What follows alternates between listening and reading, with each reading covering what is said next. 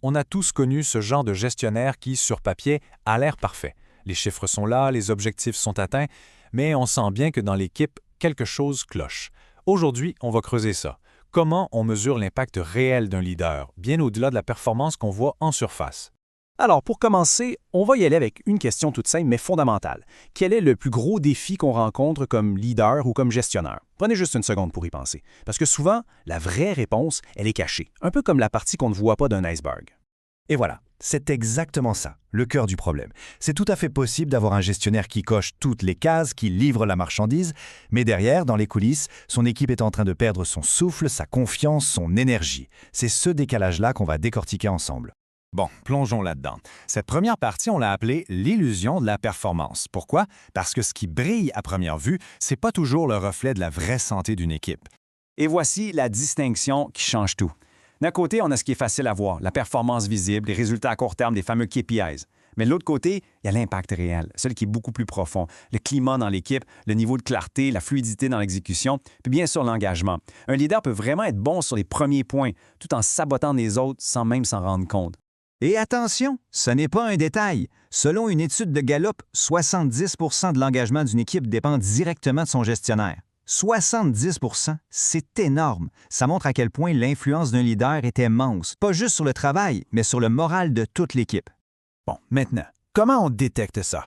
Passons à la section suivante pour voir comment ça se manifeste pour de vrai, parce qu'il y a des petits signaux d'alerte, des indices subtils qui, eux autres, ne mentent jamais sur l'état de santé d'une équipe.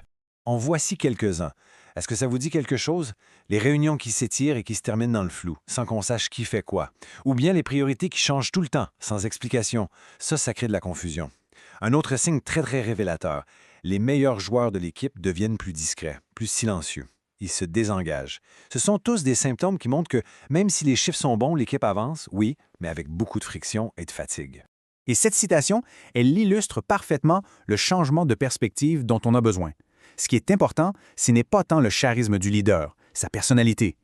C'est la structure, la clarté, les balises qu'il ou elle met en place pour que l'équipe puisse avancer avec confiance et surtout avec autonomie. Alors, le point le plus important, c'est de changer notre façon de mesurer. Dans cette section-ci, on va regarder une méthode concrète pour évaluer ce qui a un impact qui dure, un impact réel. La méthode, elle est vraiment simple et super orientée vers l'action. D'abord, on observe les faits, les traces, pas les bonnes intentions.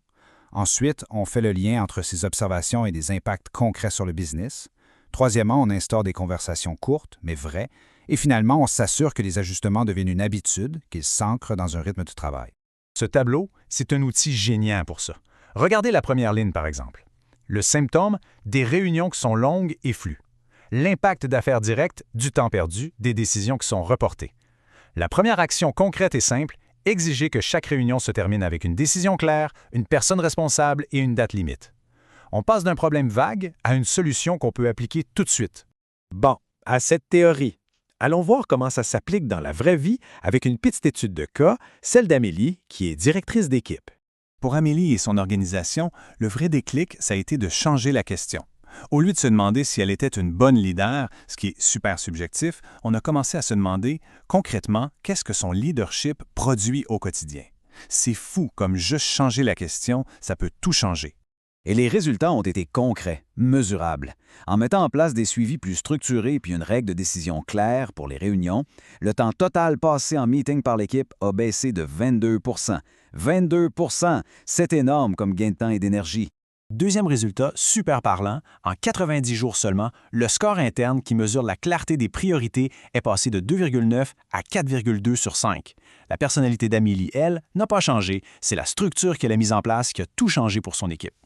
OK, c'est bien beau tout ça, mais comment on fait pour que ça tienne dans le temps? C'est là qu'on va parler des outils qui peuvent aider à créer et à maintenir ce qu'on appelle un écosystème de clarté.